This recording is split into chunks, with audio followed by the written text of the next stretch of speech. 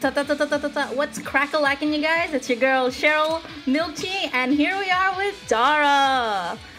Right now, we're going to our fourth match, Azumi versus Bivers, and we're going to PS2. So, Dara, let me know. You know anything about Azumi or Bivers? Yeah, Bivers, if I'm not mistaken, is a Falco player. They're kind of nice with it, able to get the follow-ups. That's what I do remember. And the opponent, I'm so sorry, the name escapes me. Also, right now, I'm gonna be honest. Your introduction threw me back. When you asked me if you could open up, I was like, yeah, sure, go ahead. I mean, I'm here for it. Just, yeah.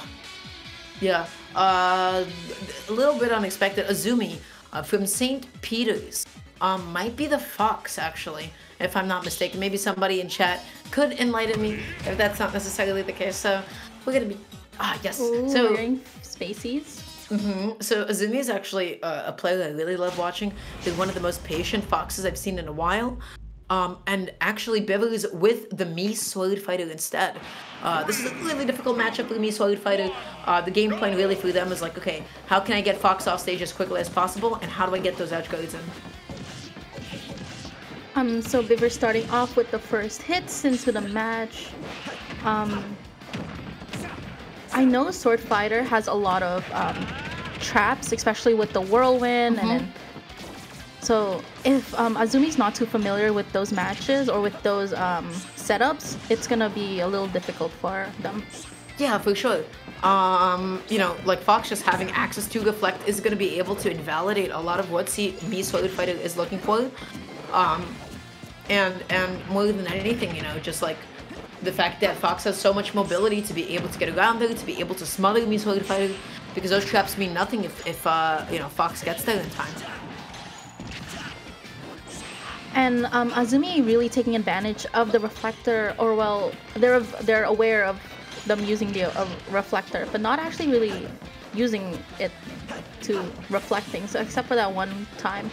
Yeah, but sometimes just like reminding them that the reflector exists is so important, because it makes them second guess. Yeah, definitely. A lot of those projectiles. Wow, that's one of the setups. Yeah, that's the classic. You know, the neutral being to up B, and you're like, damn, I didn't like getting hit by that. But when you're a character like Fox, getting back to stage can be so difficult. Gets the jab block into the up B out of the chakra. What a setup for Bivers. Yeah, it's very similar to Link's setups with some either bombs and then into a spin attack. And now Azumi is very careful when it comes to getting hit by the tornado attack to not get hit by the up B.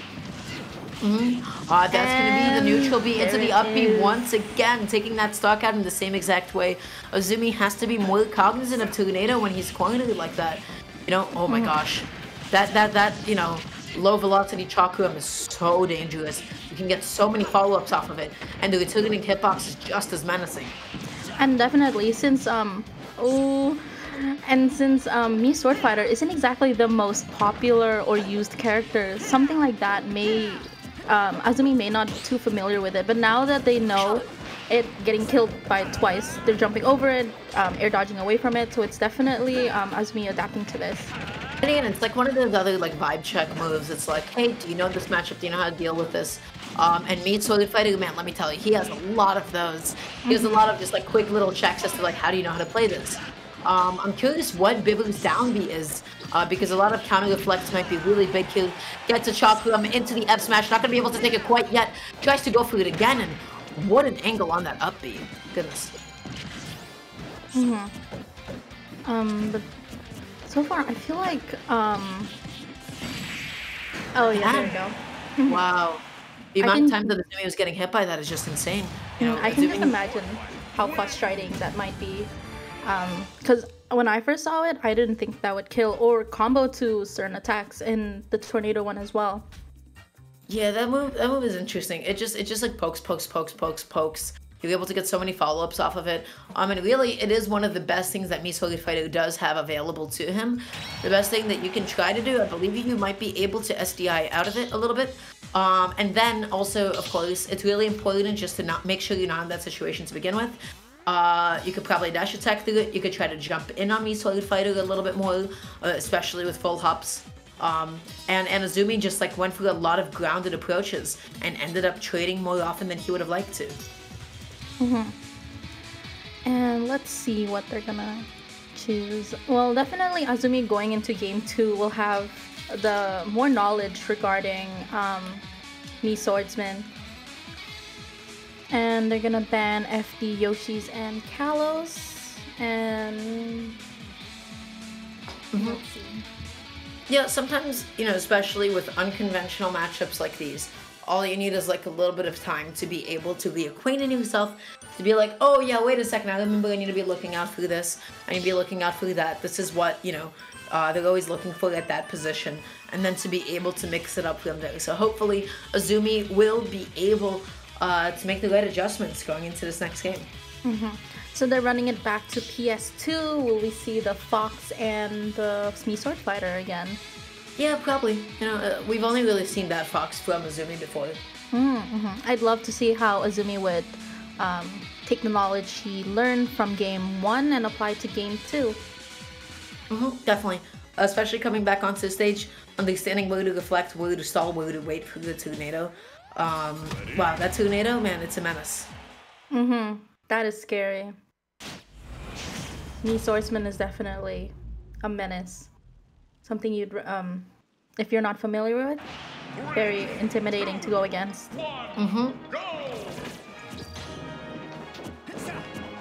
And already, Azumi has already primed himself to try to reflect every single chakra. But not able to get it.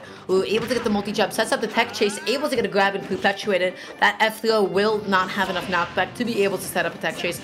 Good wait for the tornado. Azumi respecting that as he should. Azumi being definitely more patient and spacing himself away from the Mii Swordsman to not get hit by too many attacks. And like that, just getting the grab and now the kill. Wow, I really think Azumi has really improved from the previous match and learned a lot about the Mii Swordsman matchup. Wow, I mean, Azumi is fishing for it, but the most dangerous thing that you can do is try to reflect it back at Fox, because he can hold that reflector as long as he wants to, while Mii Sword Fighter is going to be stuck in a bit more lag with his reflect. And I feel like Azumi is slowly understanding the trajectory of the tornado, always trying, and as he was trying to get the back air combo to it. What?